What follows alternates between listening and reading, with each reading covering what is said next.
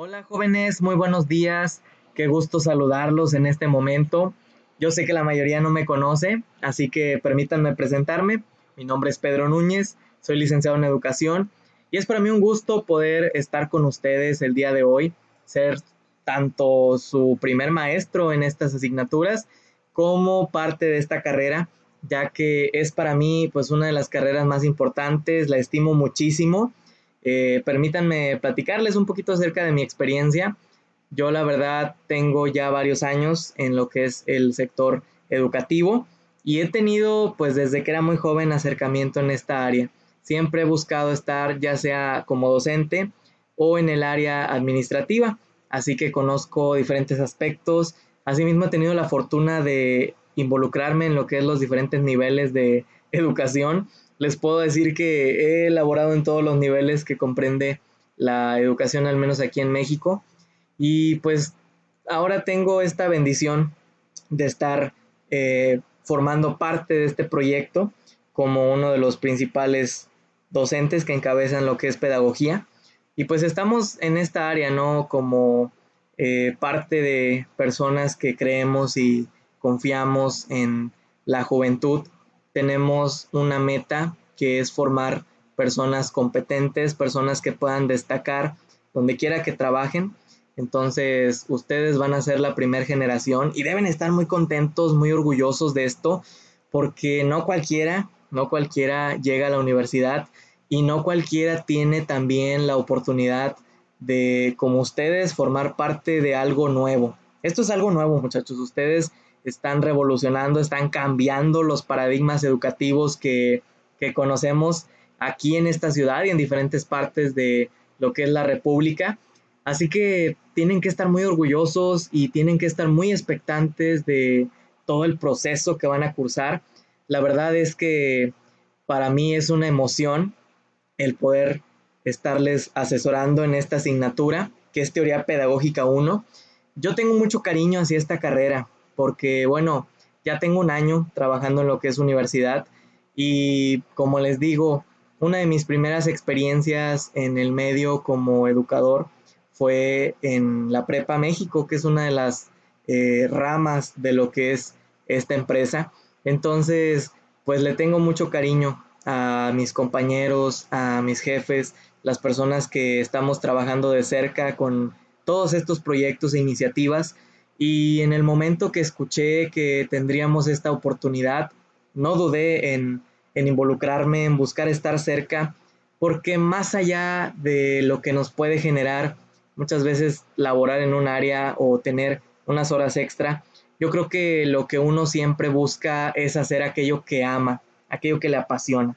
Y me gustaría antes de entrar con toda la temática y todo el contenido, espero que estén bien despiertos, la verdad, que ya tengan todo el ánimo necesario. Sé que ahorita no pueden ver mi cuadrito y es que he estado trabajando en la noche del día de hoy, así que pues sí me ha sido un poco complicado poder proyectarme, pero pues aquí estamos también filmando lo que es la clase. Soy yo, es mi voz, soy el maestro Pedro y no crean, voy a estar al pendiente de ustedes en todo este proceso.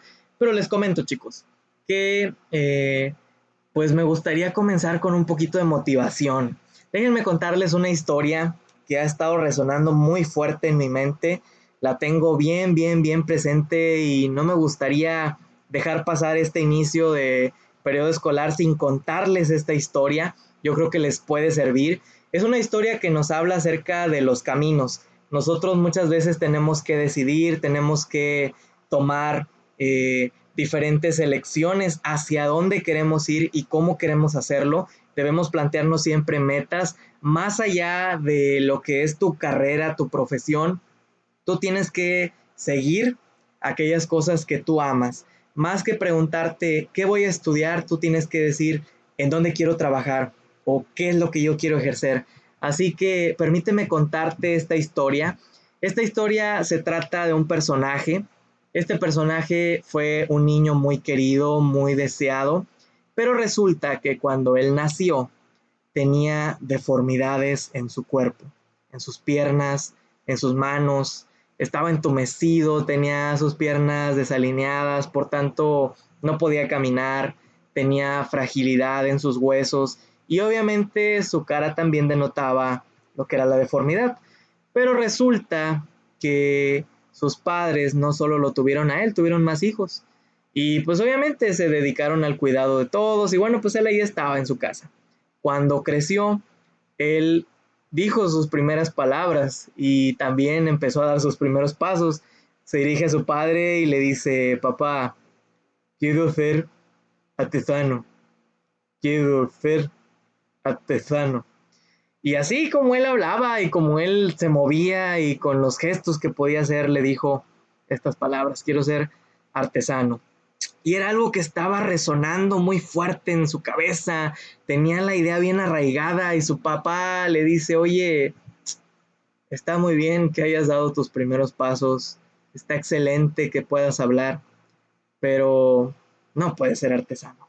¿Cómo vas a ser artesano? O no puedes tú realizar esta labor.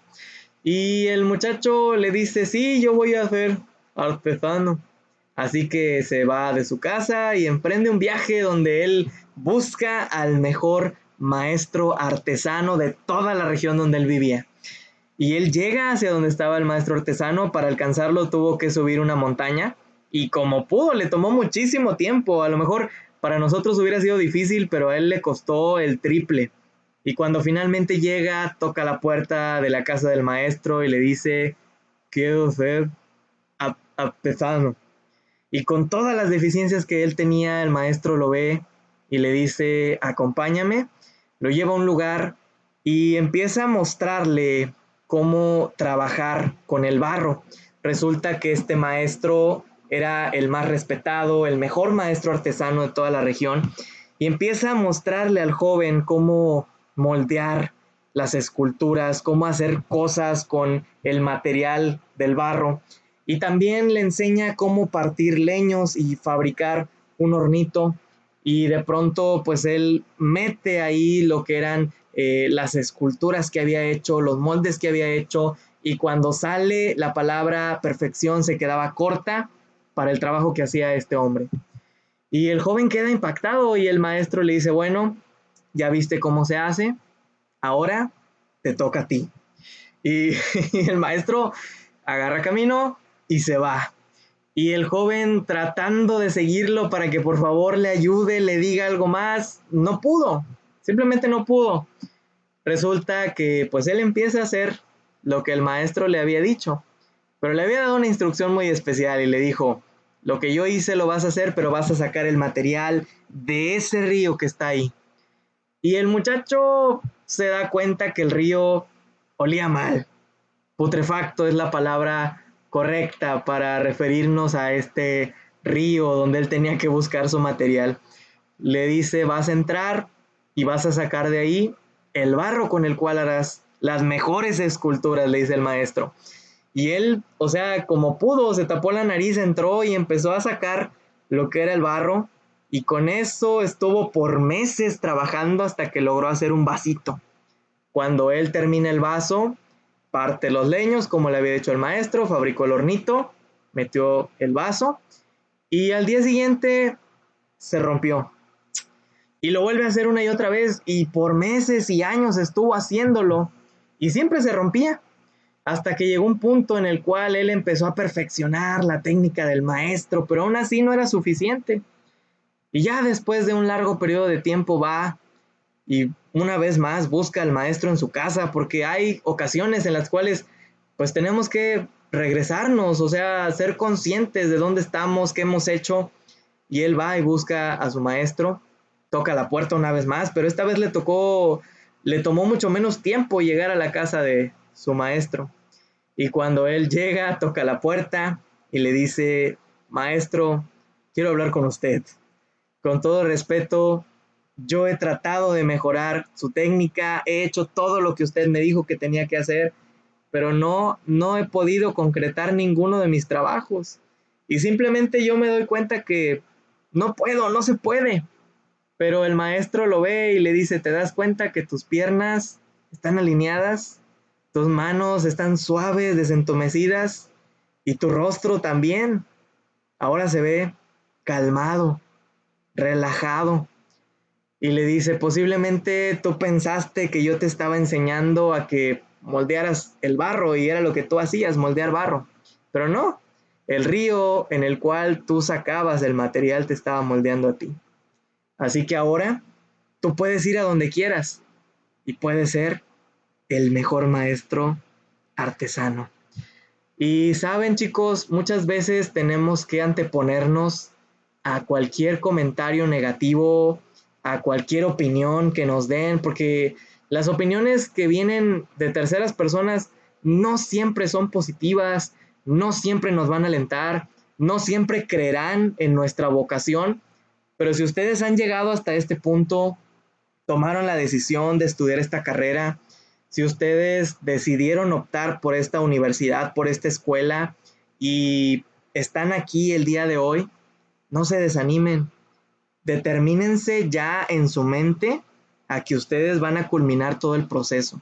Quiero que por un momento cierren sus ojos y se vean recibiendo su carta pasante y te veas recibiendo tu título, te veas graduándote, te veas laborando en una escuela o en un área administrativa o en cualquier rama de lo que es la educación.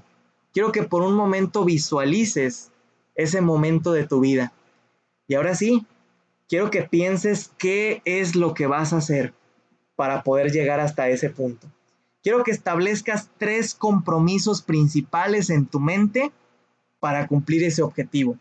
Estamos hablando de un objetivo a mediano plazo. Es un objetivo a mediano plazo, porque nos va a tomar unos añitos cursar nuestra universidad. Sin embargo, es algo que vamos a lograr en un tiempo no muy largo. Entonces, yo quiero que tú determines que lo vas a poder hacer. Y a partir de esta clase, a partir del día de hoy, de esta hora en la cual estamos, tú tienes que mentalizarte que aunque el proceso sea difícil, que aunque de pronto no entiendas un tema o las materias estén cargadas o tu horario esté muy pesado, tú vas a poder hacer las cosas. Sí va a ser difícil, sí te vas a esforzar el doble o el triple o vas a dar el extra o vas a estar cansado, te va a tocar desvelarte, pero lo vas a hacer. Lo vas a poder hacer, vas a culminar, vas a aprobar todas tus clases. Quiero que desde el día de hoy tú tengas esta mentalidad de que no estás luchando por un trabajo, no estás luchando simplemente por un papel, estás luchando por tus sueños, estás cursando la mejor etapa de tu vida. Así que vamos a iniciar con lo que es nuestra clase y permíteme presentarte los criterios de evaluación. Estamos manejando 3 criterios generales. Lo que es el examen, institucionalmente tiene un valor del 60%. Realizaremos 2 exámenes en nuestras 5 semanas de este módulo. Así que vamos a tener en la tercera y quinta semana una evaluación. Vamos a realizar un proyecto final que tendrá un valor de 20%. Ya te estaré platicando en el desarrollo de esta clase de qué se trata nuestro proyecto final. Sin embargo, pues tiene un valor del 20%. Y las actividades representativas, que son los trabajos diarios que hacemos, tienen un valor de 20%. Ojo, para que tú puedas presentar examen, necesitas cumplir con todas tus actividades. Entonces, te aconsejo que lo hagas, porque muchas veces pueden decir, bueno, si el examen vale 60, con el puro examen paso. Sí, pero en esta clase en especial, necesitas tener todas las actividades para que puedas presentarlo. Si no cumples con tus actividades, no tienes derecho a examen y por lo tanto estás reprobado. El temario que vamos a manejar en esta clase es el siguiente: el problema epistemológico de la pedagogía, la definición de pedagogía, el carácter científico del conocimiento pedagógico, la pedagogía ciencia o ciencias de educación, la problemática del objeto de estudio y la clasificación de las ciencias de educación. Vamos a adentrarnos muchísimo en lo que es este contenido. Va a estar en tu mente latiendo la palabra pedagogía. Posiblemente algunos lo asocian con el dar clases o de repente trabajar en una escuela. Y sí, va directamente relacionado. Pero vamos a ver ahorita de qué se trata. Los objetivos que tenemos para este curso son el objetivo general, que ustedes conozcan el problema epistemológico de la pedagogía, el objetivo de estudio, a través de un análisis de cómo se constituye el discurso pedagógico para una mejora educativa. Eso es lo que vamos a lograr en todo nuestro curso en general. Objetivo particular: identificar las bases de la elaboración y desarrollo de un discurso pedagógico, asociar la problemática de estudio con la realidad del sistema educativo mexicano.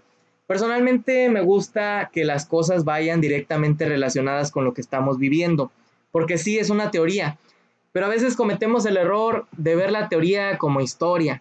Decimos, ay, es que es aburrido, me van a poner fechas, voy a tener que memorizar conceptos, y nos vamos directamente a Google y empezamos a copiar y pegar la información.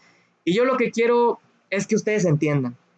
Aquí vamos a trabajar en base a lo que estamos entendiendo, vamos a interpretar, vamos a volvernos personas más analíticas, mucho más críticas en el sentido de la información, y vamos a tratar de comprender. Más que nosotros memorizar, vamos a comprender, vamos a volvernos más historiográficos para que nosotros podamos involucrarnos directamente con el contenido. Por lo tanto, vamos a tratar de ver esta materia desde el punto de vista del contexto de México. Y específicamente vamos a diseñar una planeación y realizar una clase de acuerdo a la temática de estudio. Toda tu carrera vas a escuchar la palabra planeación, pero yo quiero enseñarte cómo se hace realmente una planeación. Siempre platico que cuando yo estuve en la universidad nadie nos enseñó cómo hacer una planeación, y ustedes podrían, si conocen a algún compañero mío, preguntarle, bueno, ¿cómo estuvo? Pero no, nunca nos enseñaron. Sí nos pedían que investigáramos, que lleváramos formatos, pero nunca vimos cómo era una planeación. Y yo quiero que tú sí entiendas cómo se hace, para que el día que trabajes no te enfrentes a una realidad donde no sepas cómo hacerlo. Así que vamos a tratar de darle importancia a lo que realmente se aplica hoy en la escuela. Pero debes entender que para esto necesitas una base. No se trata solo de llegar y hablar frente a un grupo. Todo lo que estamos haciendo conlleva una ciencia, y esto pues no es algo que se ha dado de manera espontánea o porque uno quiera o porque uno así se sienta bien. El hecho de tener vocación o talento no lo es todo. También debemos tener una base teórica y un antecedente para poder realizar lo que es la práctica pedagógica. ¿Qué es la pedagogía?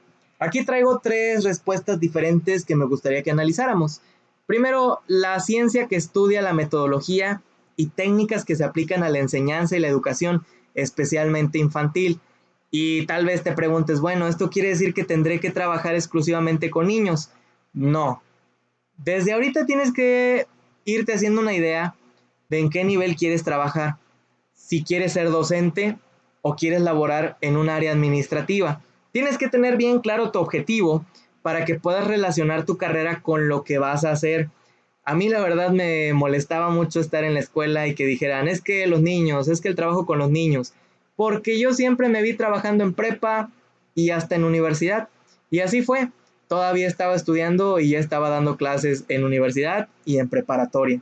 Entonces trata de mentalizar que tú vas a estar laborando en un área, o si ya estás de pronto como asistente o cubriendo clases o haciendo cualquier cosa en una escuela, pues ya trata de verte haciendo lo que es la práctica pedagógica o el desempeño administrativo, ¿verdad?, de la carrera. Vamos a tratar de que tú puedas enfocarte a un nivel.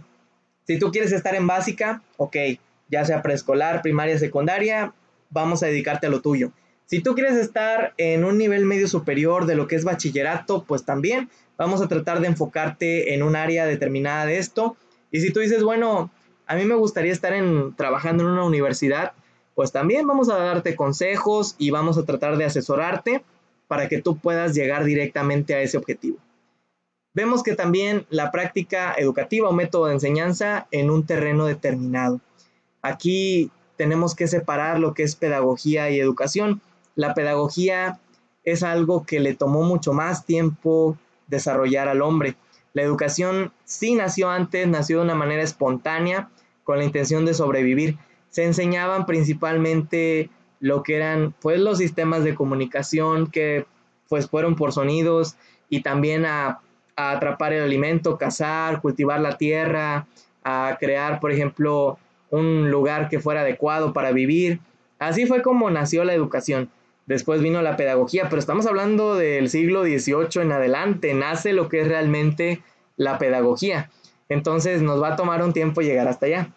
La pedagogía es una ciencia social enfocada en la investigación y reflexión de las teorías educativas en todas las etapas de vida, no solo en la infancia. Así que tranquilos, no es ley que trabajen en básico. Si ustedes quieren otra rama, lo pueden hacer. Si ustedes traen de pronto por ahí otra idea, ¿por qué no? Sí se puede. Estaba escuchando a un chico que decía que él quería estudiar pedagogía, pero no para trabajar en una escuela, sino para dar conferencias o algo más enfocado a la motivación de recursos humanos. Bueno, de pronto puede ser que sí se logre este objetivo. Todo es cuestión de enfocarse bien y tratar de sacarle provecho al talento que uno pueda tener. Esta ciencia se nutre de conocimientos provenientes de la sociología, la historia, antropología, filosofía, psicología y política. Todos estos conceptos trabajan de la mano, muchachos, para lo que es la praxis educativa. La praxis es el proceso de dar una clase, lo que sucede dentro del aula. Eso se llama praxis educativa. Pero hay toda una serie de acciones, decisiones y cosas que tienen que pasar para llegar a ese punto. Tú vas a ser formado para poder hacerlo, pero también déjame decirte que tienes que involucrarte con los requisitos que hay para poder llenar un perfil docente. La teoría pedagógica, vamos a hablar un poco acerca de esto. Actualmente la pedagogía tiene tres elementos principales, o lo que es la educación. Tiene tres elementos principales que la integran. Esto es la política, la cultura y la sociedad. Anteriormente fue la religión.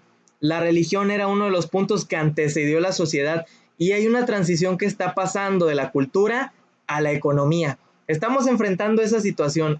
Estamos a punto de ver un cambio principalmente por el modelo capitalista en el cual nosotros vivimos. Entonces, posiblemente veamos más adelante que la educación le dará más importancia, sí, a los factores sociales, pero ya no será sociocultural, se volverá socioeconómico y político. Y sí, o sea, la política es algo que siempre ha estado presente en la educación porque es una serie de decisiones democráticas o de pronto enfocadas a un demagogo, pero son cuestiones que suceden, o sea, nos van a estar regulando el proceso de enseñanza-aprendizaje. Y lo que es la sociedad, pues es la gente, son las personas que nos rodean. Culturalmente también hay aspectos muy importantes porque tiene que ver con el medio donde nosotros estamos laborando. Muchas veces te vas a dar cuenta que dependiendo del área donde tú estés dando clases, tendrás un cierto tipo de alumnos, que si tú estás en un área diferente, las condiciones también van a ser muy distintas. Entonces estamos a punto de ver una transición de ahí a lo que es la economía. Pero pues también estamos en medio, ¿verdad?, de un cambio, una posible revolución que surgirá en este siglo, pero pues debemos ser pacientes y tratar de acoplarnos en lo que es el sistema educativo, tratar de dar lo mejor, siempre innovarnos. Desde aquí les digo, muchachos, que ustedes van a tener que leer mucho, estudiar, dedicar tiempo extra, ser pacientes y amar lo que hacen. Nunca lo vean como que lo van a hacer por un pago. Sí es importante y claro que influye, sí motiva, sí tiene mucho que ver, pero no debe ser tu objetivo simplemente que te paguen. Tú tienes que tener en tu mente el hacerlo bien, el ganarte ese pago, el realmente volverte un docente que tenga demanda, o sea, que los alumnos quieran estar contigo, que quieran aprender de ti y también que las escuelas quieran pues tenerte, ¿verdad?, laborando entre ellos. Entonces tratemos de enfocarnos, ¿verdad?, en el sistema que vivimos, que es capitalista, y también tratemos nosotros de hacer adecuaciones a nuestra forma de trabajar para que podamos en un momento llegar a ser los mejores docentes. Y yo se los dije desde un principio, vamos a ser los docentes que transformaremos al mundo. Pero todo esto vendrá en base a la pasión que le pongamos a esto. Una de las primeras acciones de las revoluciones liberales de finales del siglo XVIII que dieron lugar a los estados actuales fue la de estructurar un sistema educativo que contribuyera a la consolidación de los modelos de sociedad propios de la nueva realidad emergente. Estamos enfrentando esto, un sistema nuevo, por eso es emergente. Las dos grandes finalidades de estos sistemas siguen confrontando la justificación de cualquier nueva reforma educativa. Estos dos principales áreas son la formación de ciudadanos y la preparación para el mundo de trabajo. Eso es lo que nosotros hacemos. Si se dan cuenta, se dice mucho que trabajamos en base a competencias. Al menos en prepa así es. Trabajamos en base a competencias porque le enseñamos al alumno cómo tiene que ser para poder involucrarse en el medio laboral. Igual ustedes en la escuela, en esta etapa, están siendo preparados para poder involucrarse directamente en el medio laboral. Cosas que otros docentes no vimos en nuestras carreras, que nos hizo falta, que aprendimos con la experiencia. Queremos transmitírselas a ustedes por medio de talleres, por medio de cursos, por medio de las asignaturas, del contenido de los temas, y van a ver que se van a llevar un proceso extraordinario, chicos. Así que este modelo sí es un modelo híbrido, podemos decir, de educación, pero tiene muchas ventajas. La verdad, tiene muchísimas ventajas, porque estamos cerca de personas que tienen muchísima experiencia, y cada uno de los docentes que estamos trabajando con ustedes o estaremos impartiéndoles clase, tenemos bastante experiencia ya en este medio. Vemos esta línea que nos muestra lo que es el surgimiento y evolución de la pedagogía. Quiero que analices las imágenes, obsérvalas con detenimiento, te las voy a explicar. Aquí lo que yo hice fue dividir la evolución de la pedagogía y también el surgimiento como tal de ella en diferentes periodos históricos. Yo soy maestro principalmente de pedagogía de historia, así que me gusta mucho esto y trato siempre de conocerlo. Otra de las áreas que personalmente me apasiona mucho son las políticas educativas. Así que voy a tratar de contarte un poco acerca de lo que hacemos. La prehistoria fue el momento en el cual nació la educación. Nació, pero no de una manera compleja como la vemos hoy día. No tenía un perfil en sí de cómo debía ser el docente, ni era una actividad regulada, ni tampoco tenía todo lo que tiene hoy día. Simplemente de padre a hijo se enseñaba cómo conseguir alimento, cómo protegerse, cómo comunicarse por medio de sonidos, señas u otras cosas que ellos hacían. Y pues sí, aprendían a sobrevivir e involucrarse con el mundo que los rodeaba. Lo que ellos también hacían mucho pues era viajar, puesto que eran nómadas, así que andaban de un lugar a otro y pues tuvieron que aprender a reconocer, identificar la tierra, a reconocer, identificar a las personas que estaban cerca de ellos, y les costó mucho tiempo desarrollar sistemas más complejos hasta que ellos idearon lo que fueron los pictogramas e ideogramas, que son las imágenes que a veces vemos en las cavernas que nos presentan. Bueno, esos fueron sus sistemas como que más complejos en ese periodo histórico. Asimismo, pues uno de sus más grandes avances, se puede decir, fue volverse sedentarios, porque dejaron de cometer tantos errores. Yo quiero que ustedes imaginen, cuando ellos trataban de conseguir su alimento y se enfrentaban con leones, tigres, osos y todo tipo de bestias que puedan imaginar para poder conseguir su alimento, obviamente muchos murieron, algunos quedaron heridos, otros pues sí, o sea, sufrieron esas cuestiones con los periodos donde cambiaba el clima, obviamente también, o sea, fue para ellos todo un proceso en el cual se fueron adaptando. Y esto pues va de la mano con la teoría de Charles Darwin. Él dice que las especies se adaptan pues para sobrevivir. Finalmente lo logramos, ¿verdad? El hombre de las cavernas sobrevivió y aprendió a enseñar otras cosas, no nada más sonidos, no nada más a conseguir el alimento, pero al volverse sedentarios comenzó lo bueno de su historia, porque dejaron de hacer cosas que los dañaban y empezaron a crear sistemas más complejos, empezaron a volverse una sociedad. Y eso es lo bueno, o sea, la educación no sería lo que es sin una sociedad. Entonces, a partir de ahí empieza lo bueno de esta historia. Más adelante estamos hablando de que en la etapa donde había filósofos y toda esta influencia, surge lo que son las paideia.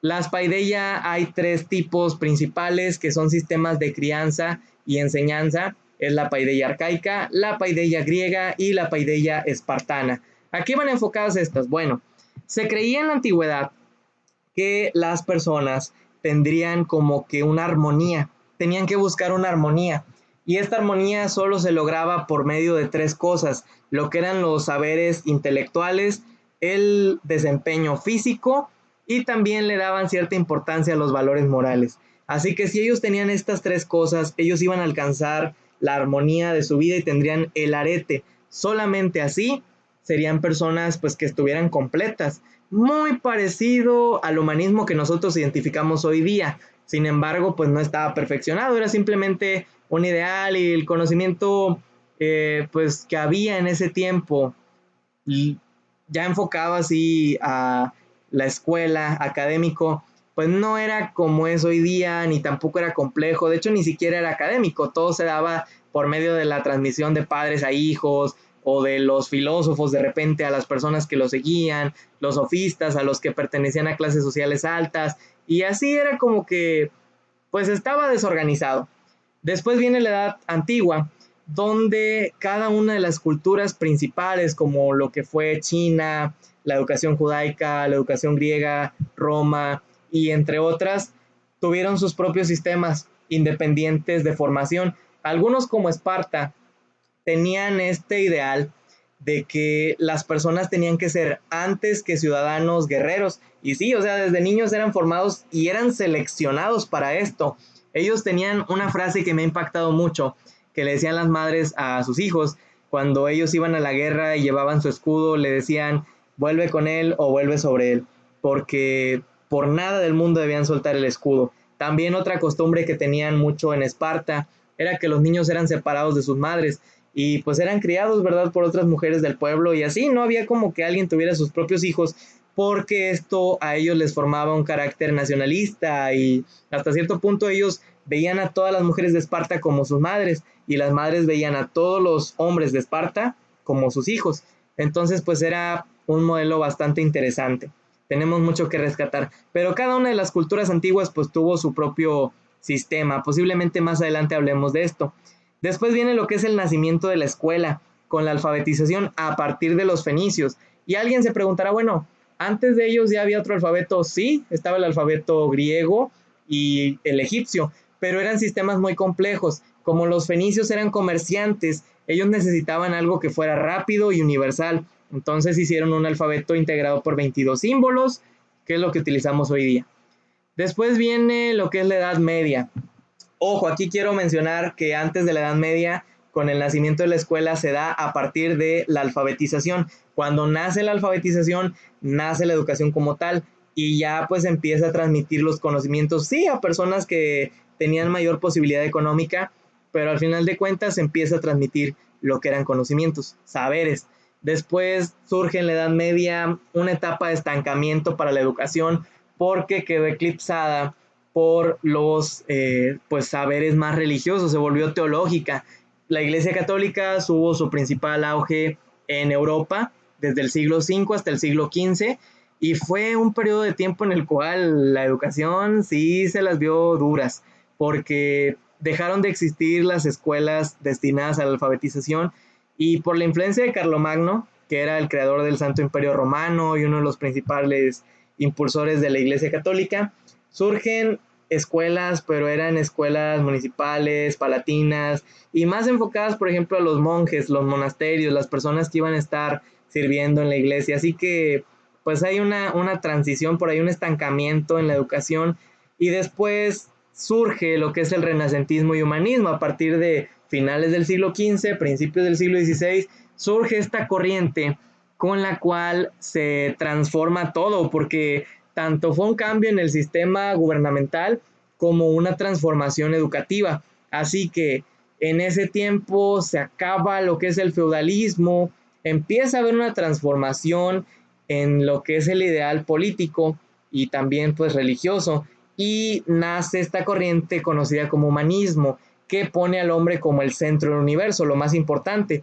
Y es que se cometió el error en la Edad Media de darle a la iglesia la mayor importancia. La gente estaba obligada prácticamente a pagar un diezmo a cambio, pues sí, de su salvación. Entonces, pues fue una etapa donde se parte esa unión entre la escuela y la religión y también fue desde Europa, chicos. Ahí lo que sucede, pues es que nace el renacentismo como un nuevo ideal religioso y el humanismo, pues avienta a un lado, ¿verdad? Lo que es la religión de la escuela. La escuela se vuelve más algo científico, que es lo que se hace hoy día y lo que nos interesa, y nace después de esto con las revoluciones liberales una transición más. Fue a partir del siglo XVIII, siglo XIX, siglo XX, hasta la educación contemporánea que nosotros tenemos. ¿Qué fue lo que pasó en todos estos siglos? Bueno, las revoluciones liberales con las cuales la educación se transforma y se vuelve más enfocada al área laboral. Surge un concepto que tal vez han escuchado ustedes, que es la oferta y demanda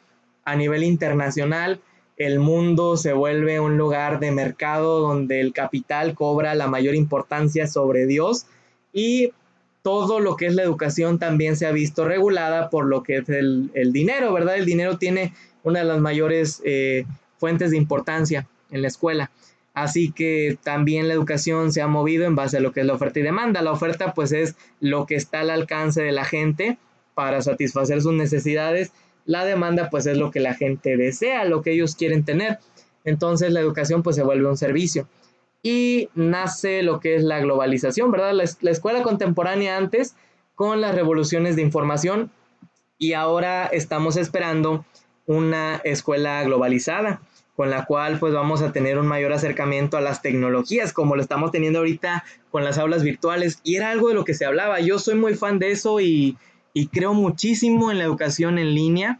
Yo estoy convencido de que es una de las mejores herramientas, pero también sé que no estamos listos, al menos aquí en México, para desarrollarla como tal. Y es uno de los problemas que hemos tenido, y espero que podamos analizarlo en esta clase, que hemos cometido errores porque no estamos listos, no tenemos un cimiento para poder justificar un sistema como este. Entonces, sí nos cuesta un poco de trabajo. Después viene lo que es el carácter científico del conocimiento pedagógico. Aquí yo quiero que ustedes vean que hay una diferencia, y en este diagrama se los presento. Por un lado, en la parte de arriba vemos lo que es el pensamiento pedagógico. Hasta abajo está lo que se llama práctica pedagógica, y bueno, esta va a influenciar para transmitir tradiciones sociales, culturales y políticas. Pero ¿qué sucede? El pensamiento pedagógico es nuestro ideal, es lo que ustedes piensan cómo debe ser una clase, cómo debe ser un maestro, cómo tiene que ser el ambiente en la escuela, que a lo mejor si no trabajan pues no tienen esta noción, pero de pronto si ya han tenido experiencias laborales pues sí tienen un ideal. Y otra cosa que conforma el ideal o el pensamiento pedagógico es lo que nos enseñan en la escuela, las ideas que nos siembran, los paradigmas educativos que de pronto escuchamos. Todo esto es algo que conforma nuestro pensamiento, porque creemos, consideramos que así debe ser. Y aquí vemos cómo está integrado por la actuación de tradiciones filosóficas, la aparición de pensadores, la producción académica, el proyecto racional, modernista, el pensamiento tecnocrático y pues todo lo que es psicológico que influye en la educación. Vamos muy de la mano con esto.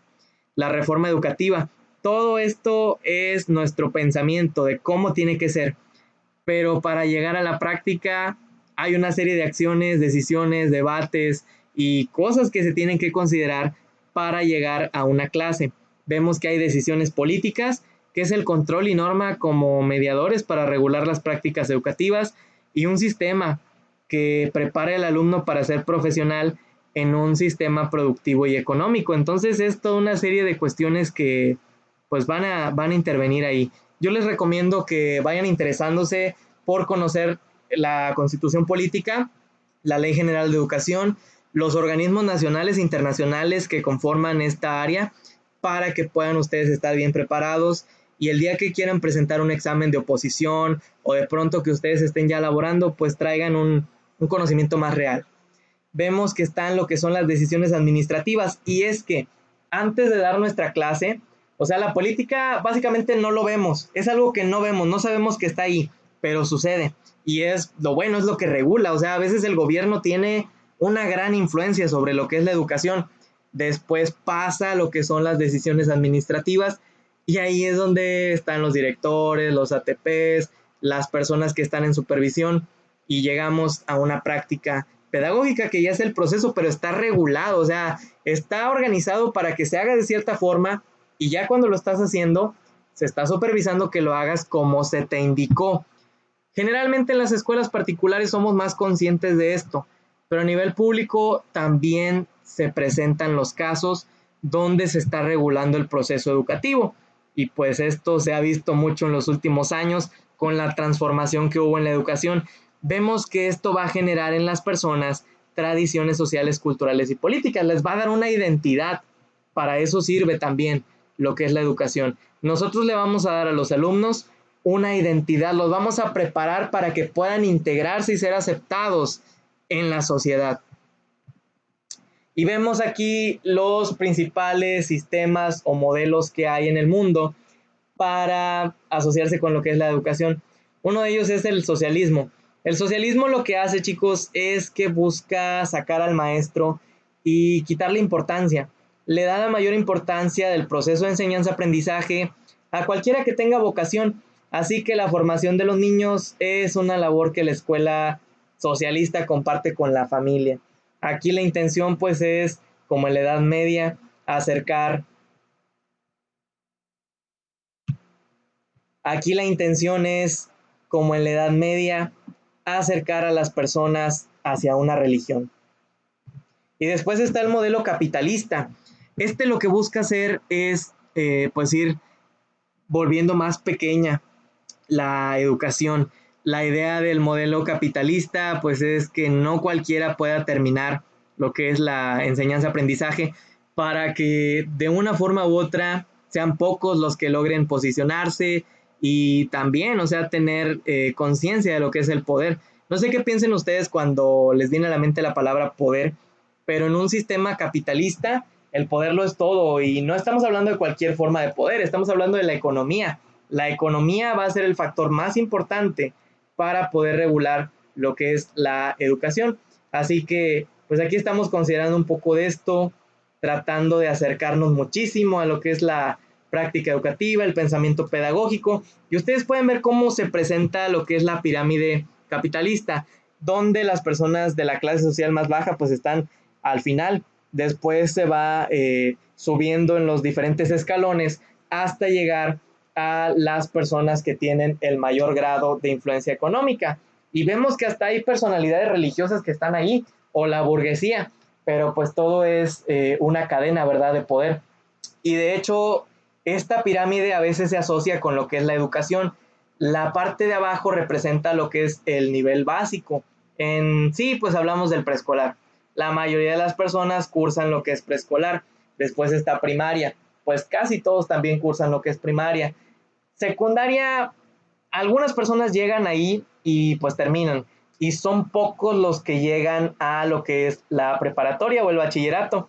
Entonces ya de ahí se vuelven muy pocos los que ingresan a la universidad. Y ya cuando terminan ese nivel, generalmente su intención no es la misma de ayudar a las personas del barrio del cual provienen, sino que la intención de ellos es integrarse a la burguesía, formar parte de las personas que están en la cúspide de esta pirámide y buscan un posgrado u otro nivel más alto, o se olvidan de dónde vienen. Vemos que la educación capitalista pues no es tan positiva, sino que busca pues preparar a las personas para que sigan instrucciones a nivel laboral, mientras que la educación socialista es más, los prepara para seguir las instrucciones de un gobierno o de un régimen pues en base a las ideologías religiosas. Aquí está un cuadro en el cual yo les presento lo que son los diferentes perfiles docentes que han existido de manera más antigua y quiero explicárselos porque aquí también vamos a sacar una enseñanza muy importante. Está lo que son los filósofos. Los filósofos tenían la función de transmitir un conocimiento universal. Fueron los primeros en darle un significado al universo y tratar de buscar la razón del origen. Después estaban los sofistas. Estos eran maestros particulares y entre el filósofo y el sofista no se llevaban. Vivieron en la misma época, pero hay un detalle, que los filósofos o venían de familias acomodadas o no les importaba vivir en condiciones desfavorables. Entonces ellos no cobraban por su labor, lo hacían porque lo amaban y la gente solía buscarlos, mientras que el sofista eran personas que cobraban por enseñar. Así que no se llevaban bien, porque para el filósofo el sofista era un prostituto de la enseñanza. Después estaban los escribas. Ellos, su intención pues era recopilar la información, eran una especie de reporteros que andaban por ahí escuchando. Y si ustedes investigan se van a dar cuenta que los filósofos como Sócrates, Tales de Mileto, que es el papá de los pollitos en cuestión de filosofía, él es el padre al cual se le adjudica esta rama de estudio, pues no escribieron nada, no dejaron como que libros, sino que algún escriba pues empezó a copiar lo que ellos estaban dialogando con personas y se quedó, pero no se encuentran libros completos, muchachos, son hojas, son pedazos de papel donde está lo que ellos hablaban, ¿verdad? Hay, por ejemplo, los diálogos de Sócrates y Platón, y pues ahí están, pero no es como que los hayan encontrado enteros. De hecho, la Ilíada de Homero también no está entera, o sea, son pedazos de papel y se reconstruye pues en base a ello. Los empiristas eran personas que buscaban aprender o saber por la experiencia y demostración, y esto nos va a dar lugar a lo que es el método científico. Quiero que vean cómo hay una transición desde lo moral con los filósofos y los sofistas, los escribas que hacían su función de estar pasando toda la información y nos dejaron un conocimiento de ellos, pero el empirista dio lugar a lo que fue el método científico. Este es una herramienta fundamental que utilizamos a veces en ciencias experimentales, pero nos sirve para todo porque este nos dice que vamos a creer en aquello que es comprobable, así que es oro. Y bueno, chicos, pues así vamos a finalizar esta primera sesión, este primer sábado. Vamos a tener diferentes actividades, pero aquí termina lo que es la temática. Espero que les haya gustado, que hayan aprendido. Cualquier duda, ya saben que estoy disponible para ustedes y nos vemos la próxima.